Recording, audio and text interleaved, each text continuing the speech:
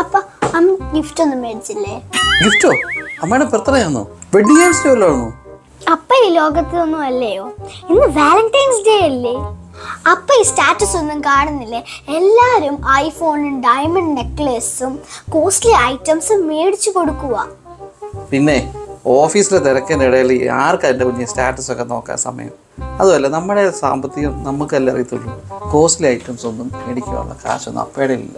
അതുമല്ല, നിന്റെ അമ്മയ്ക്ക് ഇങ്ങനത്തെ ആഗ്രഹങ്ങളൊന്നുമില്ല. ഏത് പെണ്ണിന് ആഗ്രഹം ഇല്ലാത്ത? അപ്പ അമ്മയോട് ചോദിച്ചു നോക്കാം, അമ്മയ്ക്ക് എന്തെങ്കിലും വിഷമം ഉണ്ടോന്ന്. ആ, ഞാൻ ചോദിച്ചോളാം കേട്ടോ. എന്തോ എടുക്കൂടെ? കഞ്ഞി എടുക്കുവോ? കഞ്ഞിയും പയറും.